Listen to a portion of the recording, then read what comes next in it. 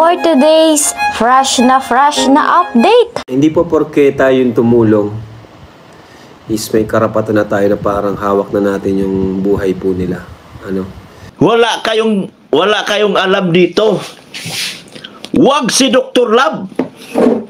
Papunta pa lang kayo, pauwi na ako. Eto na nga po mga kalingap, Dr. Love nanginig na sa galit sa mga titas at sa wakas, Kalingap Rob nagsalita na po. Yan po ang ating topic ngayon.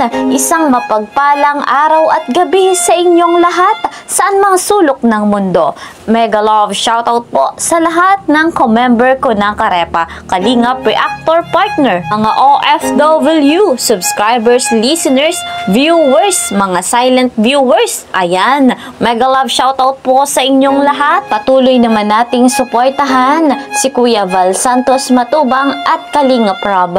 Napakabuti po ng kanilang puso. Patuloy nating suportahan at sa hindi pa po nakakapag-subscribe, please po isubscribe nyo kasama ng kanilang may bahay, Ate Edna Vlogs and Jackie Tapia.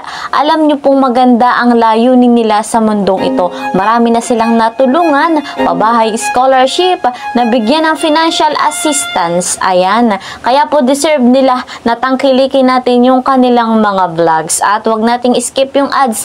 Malaking tulong po yun para marami pang malingap. Ako namang inyong lingkod, Kalingap Kel, ay patuloy po na naglalambing. Please po subscribe my channel, like and share my videos, and don't forget to click the notification bell para po lagi kayong updated sa aking mga videos. Dito na nga po tayo mga kalingap sa ating topic. Nanginig nga po sa galit si Dr. Love sa mga titas. Ayan, at sa wakas po si Kalingap Rob ay nagsalita na patungkol nga po sa issue ng EDC. Ayan, unahin muna natin itong si Dr. Love. Panoorin po natin ito. Syempre naman, credit to the owner of this video, Dr. Love. Nagguguluhan na kayo. Tinatawagan nyo na si Bangus. At sinasabihan nyo si Bangus, ganitong sabihin mo, ganitong sabihin mo at ganitong istorya mo. Para kunwari mga tita, wala kayong alam dito. Naku nga, naku, delikado ang mga titang ito kung sino man yung tinutukoy ni Dr. Love. Ayan, panoorin pa natin yung kasunod. Wag si Dr. Love.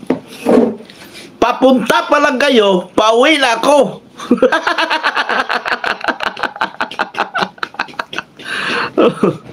Oh. Yes. Ayan mga kalingap, wag nga daw po si Dr. Love at kanyang nabanggit, papunta pa lamang kayo, pabalik na ako. Ayan, at dinaan na lamang ni Dr. Love sa pagtawa. Ayan, grabe talaga ang mga pangyayaring ito. Ayan mga kalingap, no naman po kaya ang masasabi ni Kalingap Rob?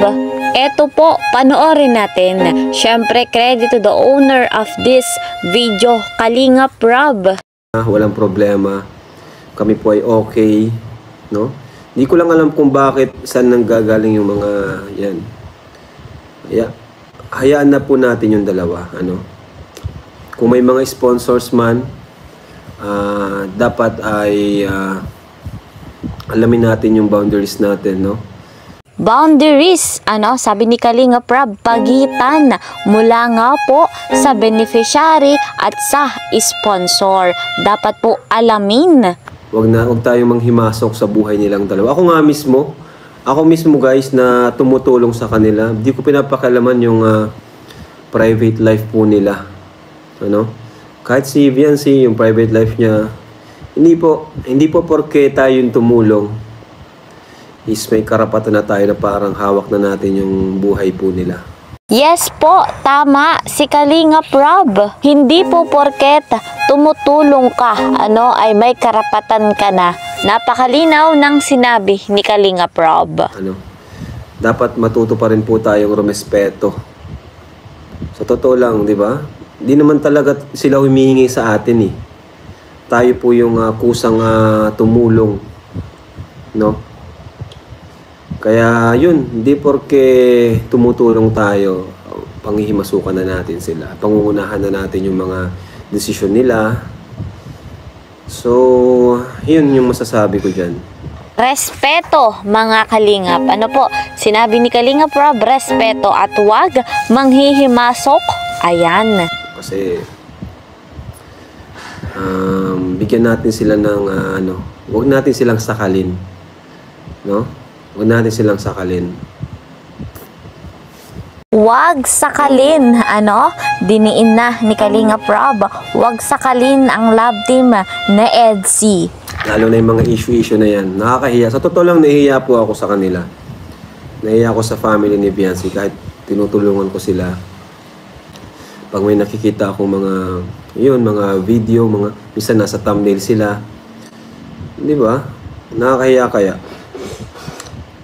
At eto naman po ang panawagan ni Kalingap Rob. Kaya wag na po natin palakihin yung issue na yan. Wag na natin ungkatin yung mga nakaraan ni Edu, nakaraan ni Biancy. Wag na po natin ungkatin. Ayan guys, malinaw po ang panawagan ni Kalingap Rob. Huwag na nga pong ungkatin ang mga nakaraan. Masaya po ang love team na EDSI at mananatiling matatag. Patuloy naman nating susuportahan ang love team na EDSI kahit ano pa ang mangyari. Ayan guys, hanggang dito na lamang po muna ang ating update. See you po sa next video. Ingat po kayo palagi. Bye-bye!